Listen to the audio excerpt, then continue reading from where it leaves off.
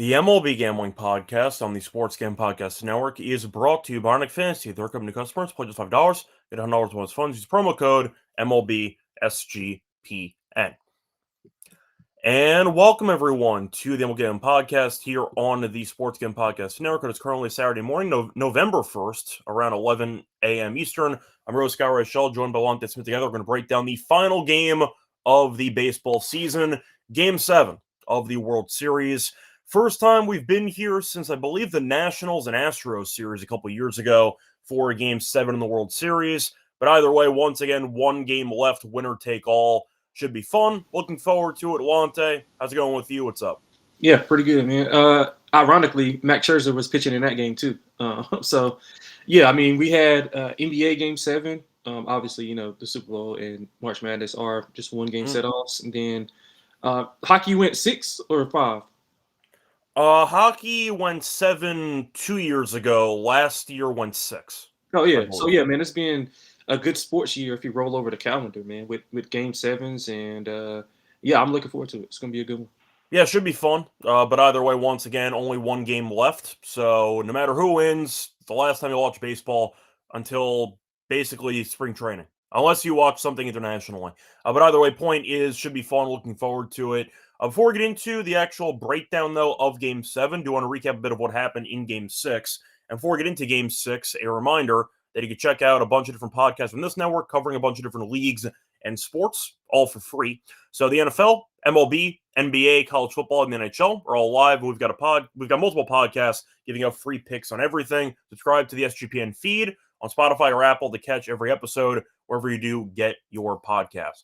So starting off with the recap of what happened in Game 6. So Dodgers, of course, won. They were down 3-2 in the series, came back and they won, mainly because Yamamoto was insane again. He didn't have a complete game, but he still went 6 innings, only giving up 1 run. Got into some trouble, but he was able to survive every time. And eventually the Dodgers bullpen almost blew the game.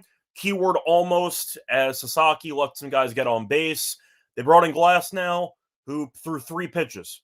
And Toronto had second and third no outs. We had a controversial ground rule double, which according to the rules, technically right. But let's be real. He could have easily grabbed the ball, if we're being honest here. But either way, a point is smart play by Dean in center field. It's why the Dodgers use him as a defensive replacement, because he knows the rules. And he decided, you know what, I can manipulate the rule to get a ground rule double to not allow a run to score. Then you ended up seeing Clement pop up on the first pitch, followed by a line-out double play. And Barger, who had the controversial ground rule double, ended up getting doubled off second base, and the game was over at that point. So I'm going to ask you, Lonte, first things first, any thoughts on the actual Game 6? Did you enjoy it? A bit underwhelming? What were your thoughts on Game 6? Yeah, I mean, it was a really good, I think, third inning. That's where all the action happened. I thought the Dodgers kind of stole one because they didn't have anything at all. I think what did they have, like 4 hits in the game, if I'm not mistaken? So the Dodgers scored 4 runs on 3. They scored 3 runs on 4 hits, and the Blue Jays had 1 run on 8 hits. Yeah, so I think they completely stole one. But again, that's what happens whenever you have Yamamoto and the other team doesn't. I mean, I thought that the Dodgers struck first, and I think coming in, we all kind of thought that Toronto had to win high-scoring games, and we saw it throughout the first 6 games. Their losses have come when they just don't have enough offense, just because their pitching is not as good. I mean, Yesevich was dynamite, but again, outside of that, like if they don't score runs, they can't win a low-scoring game. And I thought the Dodgers were more well-equipped to do that, and that's what showed last night. So. I mean, the ground rule double was probably one of the smartest plays I've seen in a while. But, I mean, credit to him, knowing the rules. And, I mean, it pretty much saved him the game because who knows what happens at that point if they kind of rally up. But overall, I mean, good third inning. The rest, I mean, we went, 6 innings without a run. I think a couple innings without somebody getting on base. So a good defensive game for the old baseball lovers who love that kind of stuff. But, I mean, I thought it was fun. The Dodgers just found a way to win, and it's going to bring us to a pivotal game here. Yeah, in fact, we had 8 innings with no runs because every run that was scored in the game was scored in the 3rd inning. So you saw a bunch of zeros after that.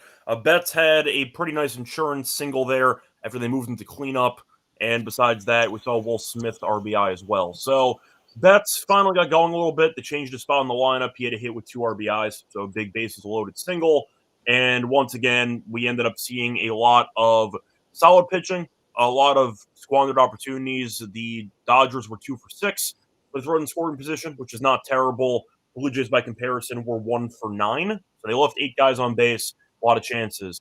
But either way, a point is Yamamoto got his second win of the World Series. His ERA is so much better than every other Dodger starter so far in the series, and we'll see if he ends up pitching out of the bullpen maybe in Game 7. Let me ask you real quick. Yeah, you think that Yamamoto probably could have went a little bit longer, and then they kind of just were like, "Hey, we're probably gonna need you for like an inning or two in Game 7." So it's funny you bring that up because Dylan and I had that exact conversation in the video or the episode for Game 6.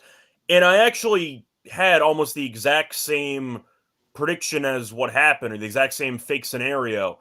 I ended up asking Dylan if Yamamoto had like 95 to 105 pitches through 6.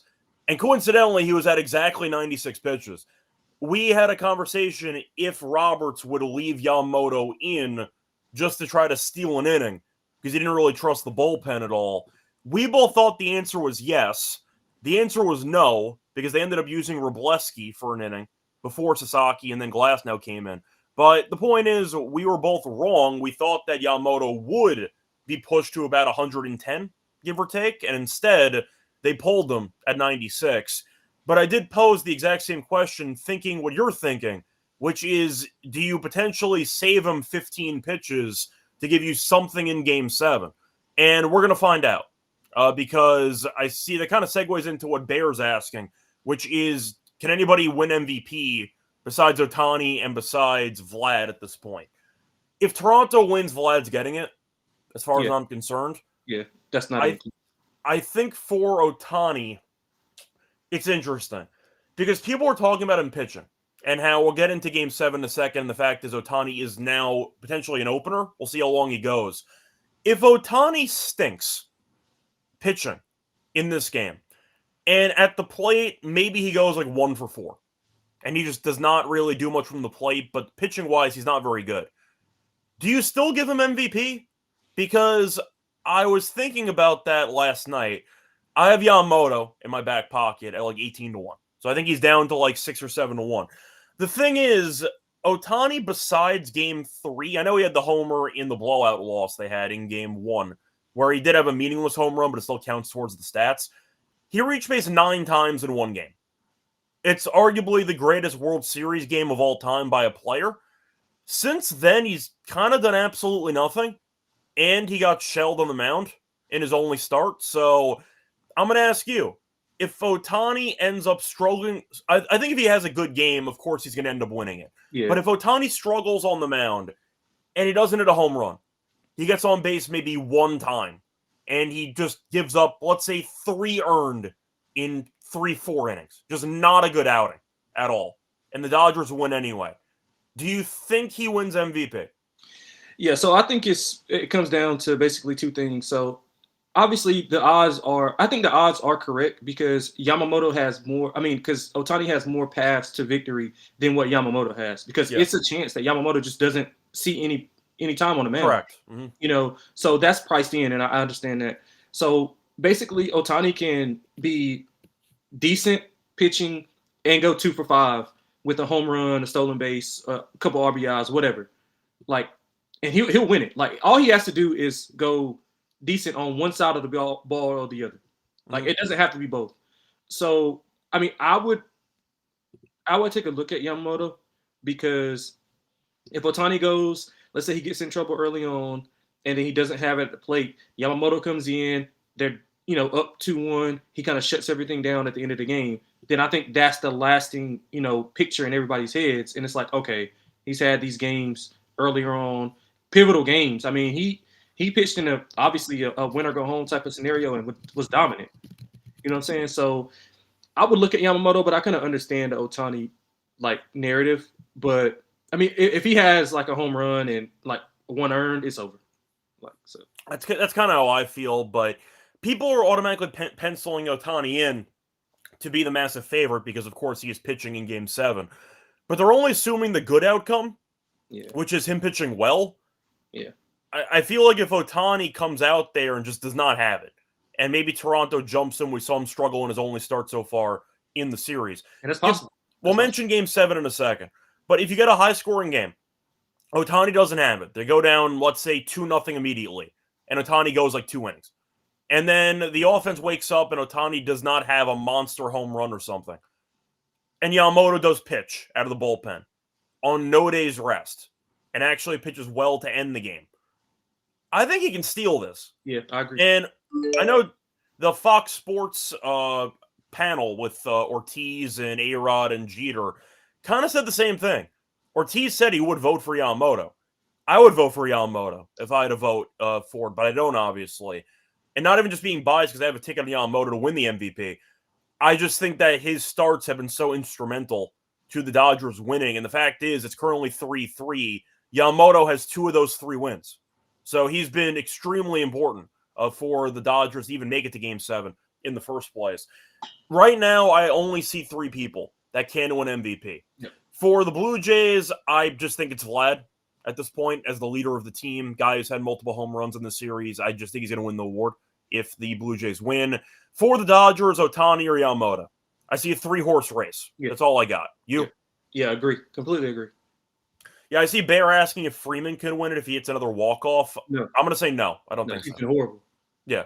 He had the big home run, of course, in the 18th inning, but besides that, he hasn't really done much. Yeah, yeah. So, we'll see. But either way, if Ohtani pitches well, he'll win it. If he doesn't and his bat doesn't really do much in the game, then I think Yamamoto can actually steal this. But I'm also wondering, since it comes down to voters, if voters just give it to Ohtani blindly because he's the face of the league.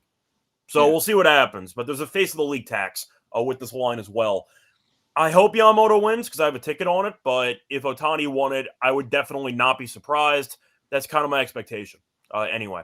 But I'll ask you once again for Game 6. Anything you want to talk about from Game 6, or do you want to move on? No, I think some of the thoughts that I had will kind of bleed into the Game 7.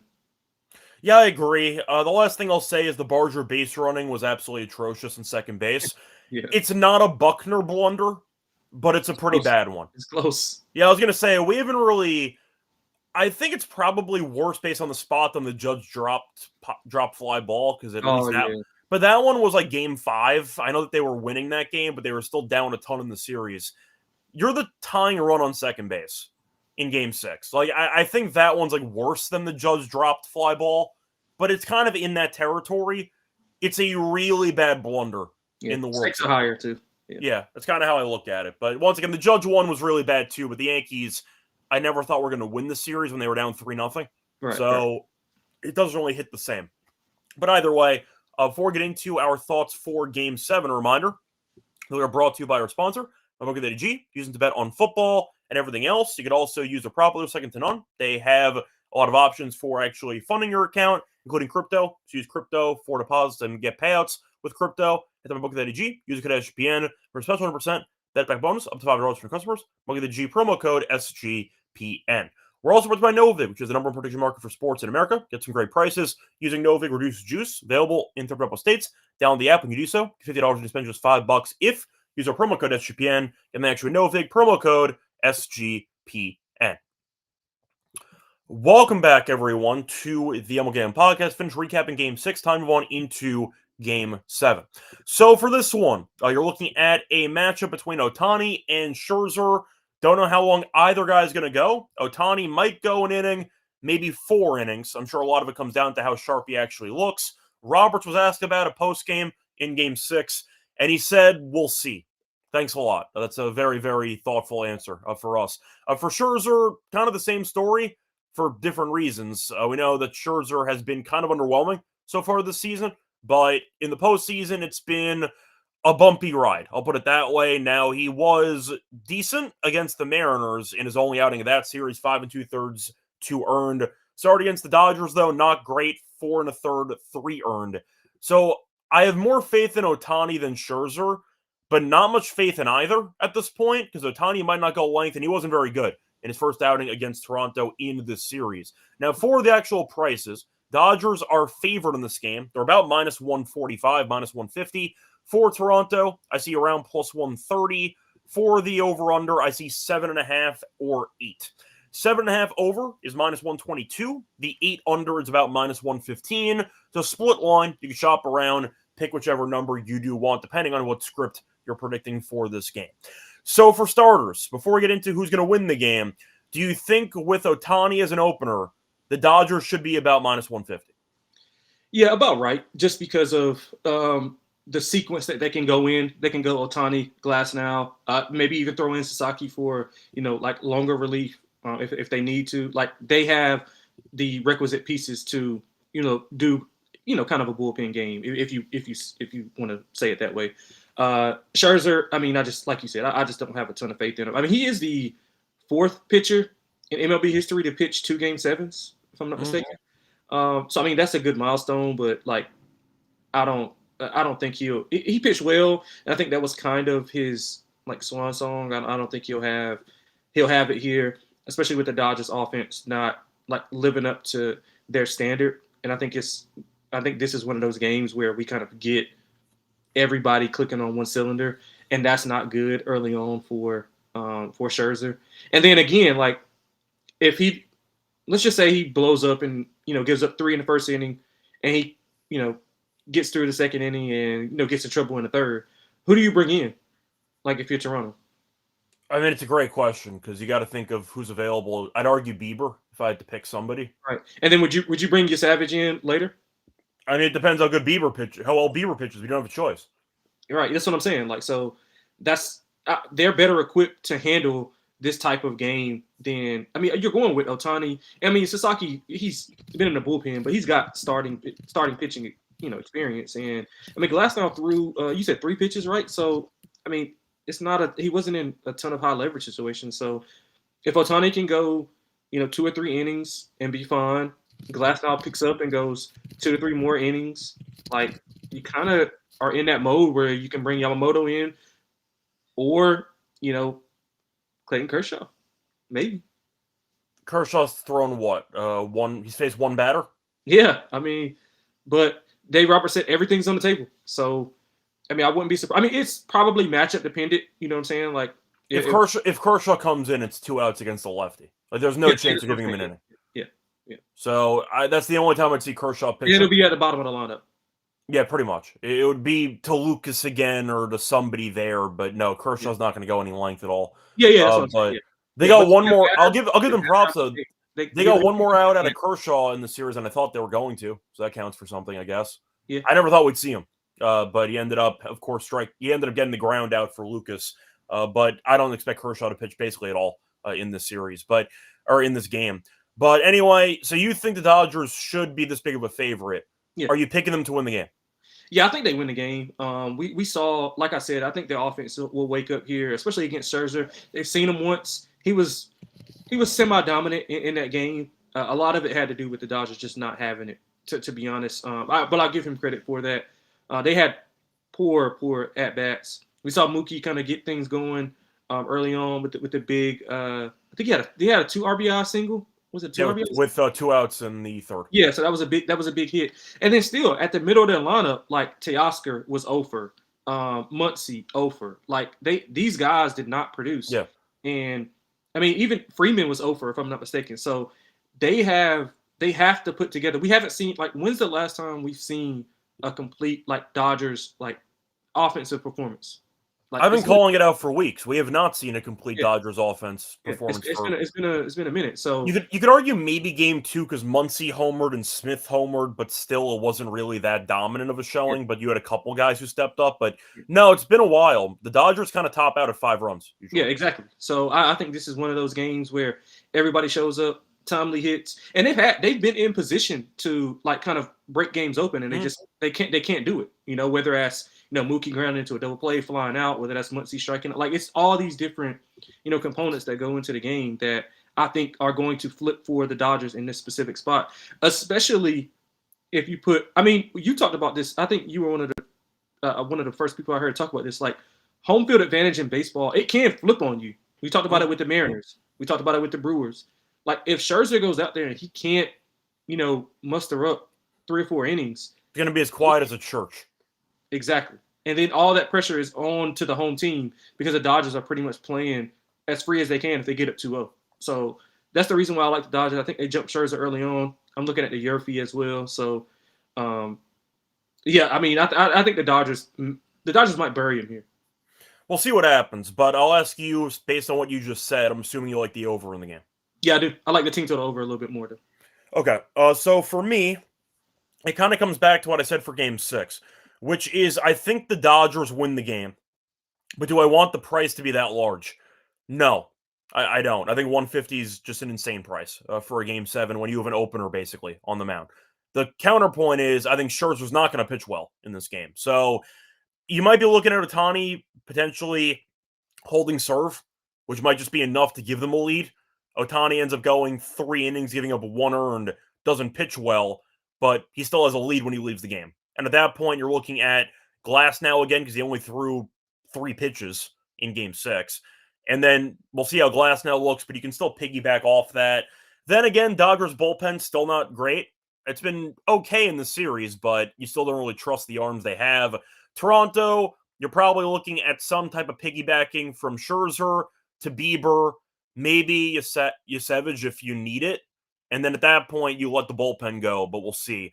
The point is both teams, pitching-wise, kind of have shaky, I'd say, game plans going in, which does scare me. Now, we saw a bunch of wasted chances in Game 6, but there were still chances. Good guys on base. I do think I'll go with the over in this game.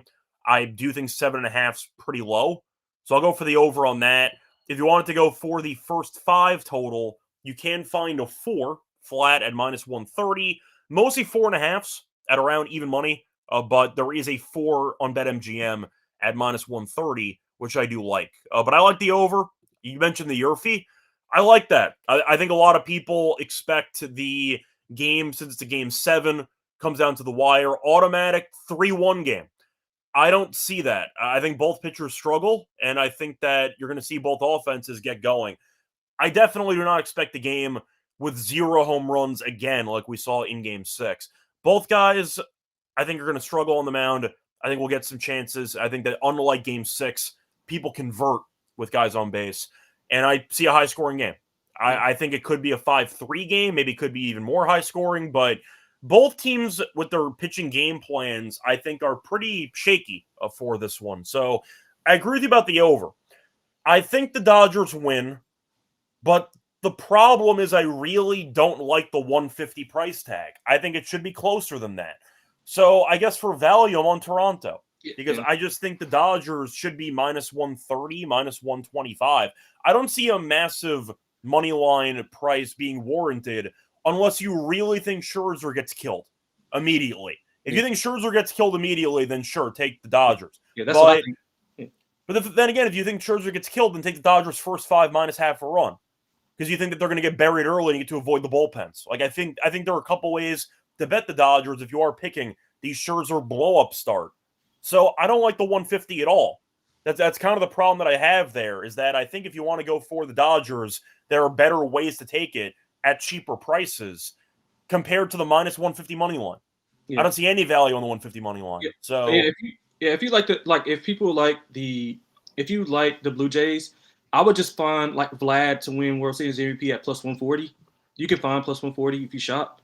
Like, we agree, though, that if Toronto wins, I know, of course, if you have the random 4 home run game, like crazy things could happen, but in reality, assuming nobody goes absolutely nuts with like 7 RBIs in a Game 7, Vlad's just winning it for Toronto. Yeah, that's why I said it's more value on betting Vlad to win. And if you like the Dodgers, like you're saying, like I would bet Ohtani to win MVP at it's just a flat 110. Or you maybe can find a little bit better. Like I would try to, manipulate it like that because, if he goes, it's like if he has to just go like, it's the margin of error is so like large for him because he's going on, because he's going on both sides. Mm-hmm. So if he doesn't have it pitching, he could have a good day hitting.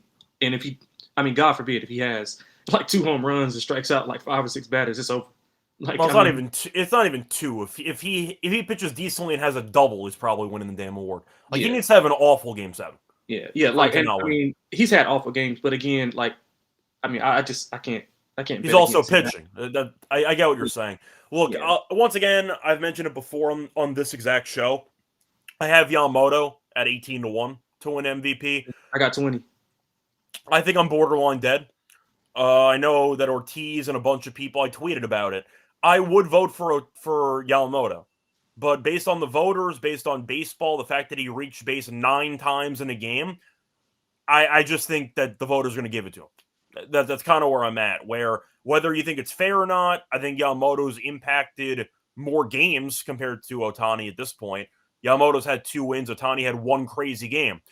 But the numbers for Ohtani are insane because of that 1 game. And the fact is he's pitching and hitting in Game 7. So I think Ohtani is going to win the award. I think people after the game are going to say robbery, it should have been Yamamoto, all that stuff. But I just expect the voters to give it to him because the narrative's there. He's the face of the league, and he's pitching and hitting in Game 7, which has probably never happened ever. Then again, I mean, I'm not including the old National League where you had to hit if you were a pitcher. I mean, like actual two-way performance when it's no longer required anymore. Yeah. That's what I'm saying. Like, there are way too many narratives supporting Ohtani winning it. So I agree with you. I think if the Dodgers win, Ohtani gets it, unless he is atrocious in Game 7. And Yamamoto comes out of the bullpen. I think he needs to come out of the bullpen and pitch an inning. So we'll see what happens. But I hope Yamamoto wins it at 18-1. I think Ohtani's winning it. Yeah, Yamamoto had. I mean, if you just look at his history, like even when he was over in Japan, like he's pitched like crazy number of innings. They all do over in Japan. Remember Tanaka had like an 160 pitch outing, then pitched like a day later. Yeah. That's always been a thing in the Japanese league. Yeah, like, so they don't believe in rest for pitchers. Yeah, so I mean, I don't know if Roberts will do it, but I do think it's something to him only going that 6 innings. I really do think it's something to that. And again, my thing is how I'm handicapping the game. I don't think it will come like high leverage situation where he has to pitch because I think they kind of mash Scherzer. So that's how I'm looking at it. Yeah, I think Yamamoto actually will pitch in this game. That's going to be my hottish take for this one. He only threw 96. That felt calculated to me. I think he is going to go. Yeah, I agree with that, yeah. So we'll see what happens. I hope he does. I have his MVP. Yeah, but anyway, if the game is out of reach, then it's kind of pointless. Oh, that is correct. Unless you really hate the bullpen and you really just want to let Yamamoto go. Again, that kind of goes to your point. So he might come in at least for an inning. So if it's 4-1 late, they got to close the door. I kind of agree with you. Yeah, so Bear saying he didn't see Kirk get hit by a pitch yesterday. He got hit by a pitch. It wasn't a fastball. I believe it was a changeup that kind of just went awry and ended up hitting him in the hand. It wasn't that bad. He stayed in the game and all, but once again, Kirk did get hit by a pitch yesterday. Anyway, so I'll ask you, though, for player props, going to segue. Well, first of all, did you have anything else you wanted to add for the game? Or just no, I think we covered it all. So moving on to props, what do you like? Yeah, so I like 2 guys. I like Muncy and I like Freeman, both lefties. I think that they will pitch. I mean, not pitch. I think that they will hit the ball extremely well. Both coming off of 0 games, typically big games. Freeman shows up. I like Muncy being in the middle of that lineup because if all things go as they're predicted to go, he will get ample chances to hit a couple RBIs, get guys on. Like I think that he has the chance to have a really good game. So I'm looking at his total bases. Also looking at both of those guys like home runs as well. So I like both lefties today. Yeah. Whatever. I do think, starting off with the basics, I made a joke about it on Twitter, but I keep giving it out every damn game. Oh, yeah, Clement single. Do you want to guess the price on that? Plus 120. Okay, no, it is plus 103. Oh, okay. So Clement has had a single in 17 of the last 20 games. He's had at least one single in 7 straight games, and I'm getting plus money. What are we doing? He had 2 last night, right? Yes, you had one where you could argue maybe it was an error on Betts, but no, that's a tough single up the middle. I thought that was a fair grade. It was an infield single. But Betts did drop the ball once he got there, but it wasn't an easy play. So I agree with the infield single call there. But either way, I like a single because, I've been giving it out every game, and it keeps winning, so I'll keep taking it. And we think it might be a higher scoring game. So give me Clement single at plus 103. I don't know if that even counts because I was going to give that out blindly anyway, but it is plus 103, so I'll go for that. Now, I do have a couple of options here. The question is, who do I think actually pitches well or poorly? Scherzer's earned runs are at 1.5. The problem is his outs are set at 9.5. So I don't know how long he's going to actually go. His under 9.5 outs are minus 145. So you can argue that he's getting pulled immediately, but I really think he's going to struggle. So I'll go for Scherzer over 1.5 earned runs. It's minus 131. I have no faith. Yeah, I have no faith in Scherzer. I think that he's washed, and I do think that after having even a decent outing against Seattle, he wasn't completely sharp. They had guys on base. He just was able to dance out of trouble. But he was bad in his first outing. I don't see him pitching well here. Maybe argue Scherzer turns back the clock. Maybe has himself a final outing before maybe he retires. Who knows? But I do think Scherzer's going to struggle in this matchup. I'm not sold on either starting pitcher, but Scherzer especially. So I like Scherzer over 1.5 earned, which I'm assuming you co-sign because I know you're not exactly a fan of him in this outing in general. Yeah, 100%. Is there a market where you can bet like earned run in the first inning for him? Because I would love to bet that. Earned run the first inning, no, but you can bet on the team to score in the first inning. Yeah, I think it's going to play out like Ohtani singles. Bit. Have they released the lineups? Is it still going to be Ohtani Betts Freeman? By the way, just for reference, Dodgers to score a run in the first inning plus 190. Oh my God, yeah, that's a great bet. So it's not an earned run, but it is a run in the first inning at plus 190. For the lineup right now, I'm assuming. I mean, we don't have confirmation. Betts should probably be cleaned up again because he had the 2-run single. So you're probably looking at Ohtani, Freeman, Smith, and then Betts maybe. I'm assuming. Yeah, so Ohtani single, Freeman home run first inning. That's how I'm calling it. Well, I probably flip the order. It's probably going to be Ohtani, Smith, Freeman, Betts because they want to go lefty righty and just okay. Oh yeah. Down the lineup. Yeah, that's right. So yeah, let's go Ohtani double, Ohtani double, strikeout, and then Freeman cleans it up. 2-run homer. All right. So for me, looking at some other stuff, I'm tempted by. Do I think they intentionally walk Ohtani a couple of times in this game? Yes, late. Absolutely. I'm wondering because his walk in the game, over 1.5 walks is plus 137. Half a walk is minus 405. Ohtani's walked less than 2 times in every game, besides the 5 walks in game 3. So plus 137, you could argue, is interesting. I think I'd rather go plate appearance if you have a book that grades intentional walks as walks. Some books void it, which is a complete robbery. But some books do that. So maybe if you can sense a guy being on base, then you bet the live betting of Ohtani to walk at his next plate appearance. But only do that on books that actually grade intentional walks as walks. A couple books don't do that, as dumb as that sounds. So keep that in mind. I'm actually kind of tempted by Ohtani under 2.5 HRR at minus 130, give or take. Because if Ohtani intentionally walks, he's not getting a hit and he's not getting a run. Or he's not getting an RBI. So you might be eliminating a couple of at-bats there if you think they pitch around Ohtani. He can still score. That's still a possibility. We saw that with the Smith single or double in, once again, Game 6. I don't mind the Ohtani under 2.5 HRR, knowing if they pitch around him and walk him at least one time. Once again, walks minus 400. You're losing a plate appearance. Mm-hmm. So I didn't mind that to get a little bit cute. I didn't mind Ohtani. His stolen base in the game is available at plus 425. I kind of like that. If he's going to be pitched around a couple of times, he'll get on base. He'll try to swipe a bag. He got caught last time he did. I don't believe anybody successfully stolen a base this entire series. Yeah. I think he's gonna. I was gonna say I don't remember a single stolen base in this entire. Yeah, no, I don't either. I know Kirk threw him out because he got there initially. He was safe, but then he kind of went off the bag and got tagged out. Yeah, that was early though. I don't think anyone's attempted a steal in multiple games, but it's kind of funny though because I mentioned going to the series. I don't even think we saw lines on it, but Adam and I talked about like the leaders of hits and home runs, etc. There was a stolen base leader.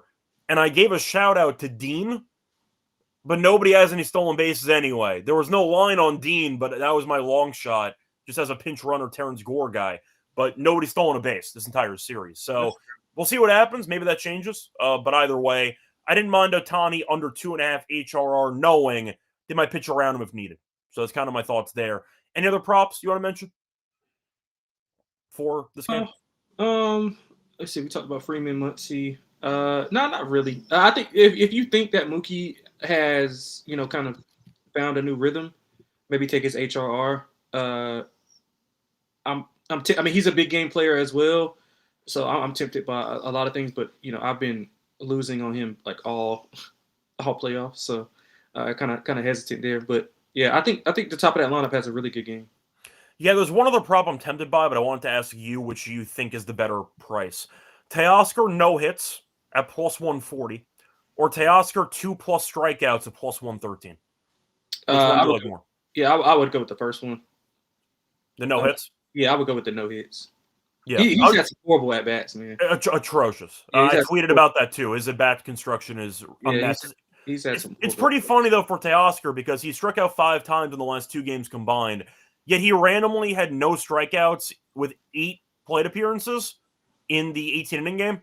So for one game, he just pieced it together and then went right back to just striking out all the time. So I didn't mind Teoscar no hits at plus 140.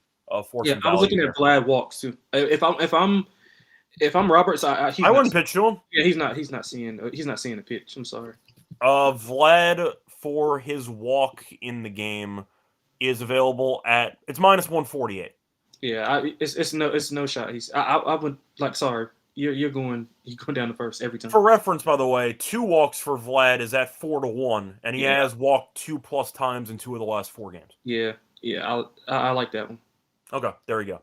Anyway, that's going to wrap it up for our thoughts on player props. Before we get into our best bets for Game 7, a reminder, they're brought to you by our sponsor, Arnold Fantasy. So you could play Fantasy Pick'em entry, chance to win 5,000 times your entry, pick higher or lower on your favorite player stats. They have a brand new offer for new customers. Play just $5, get $100 bonus funds. Use the promo code MLB SGPN. We're also brought by Rhythm. So they're crushing it in college football, the NFL, and now the NBA. College football starts in about 20 minutes. So if you want some extra plays, check out Rhythm for some plays there. Also giving away cash prizes every week just for tracking your bets in the app. Track 5 bets of the same type of model that you built, and you can win $1K. Use code SGPN25 when you download the app for a quarter first month. Download Rhythm once again, promo code SGPN25 for a quarter off your first month. Welcome back, everyone, to the MLB Gambling Podcast. Finished going through our thoughts for Game 7 of the World Series. Time to move on into the best bets. Lonte, what's going to be your best bet? You know what? We can do something a bit different here. You can do a prop as your best bet, but we'll do a best bet and a prop. So what's going to be your best bet and prop for this game? Yeah. So best bet, Dodgers team total over 4.5. That's at plus 110. That's at Caesars. Just shop around because BetMGM has 105, FanDuel has 106, ESPN Bet has 105, DK has even. So shop around. You can find 110. It's 110 at multiple places. So plus 110 for the Dodgers team total over. For the I had a question for you on that. Yeah, good. So you're going 4.5 full game of plus 110. Yeah. We both think the game starts out pretty high scoring. Is there a reason why you're going 4.5 full game at plus 110 compared to first 5, 2.5 at even money? Just in case in case Scherzer does pitch well, which I don't think so. That's fine. Yeah, and also if we get extra innings, I think that adds more incentive to that as well. Okay. I was just curious why you chose the full game instead of the first. Yeah, so that's the reason why I chose the full game because it's not far fetched. He's done it before. Like Scherzer has pitched well. Now I don't think he will, but it's a possibility. So I just wanted to go full game with that. So I'm gonna go total bases. Let's go Freddie Freeman over 1.5. That's at plus. This is all over the place as well. I see plus 110 across the board for the most part. Plus 114 at DK. So it's a big game. Ofer, he's kind of bounced back when he's had poor games. Good at bats, just not resulting in runs. So Freddie Freeman over 1.5 total bases plus 110.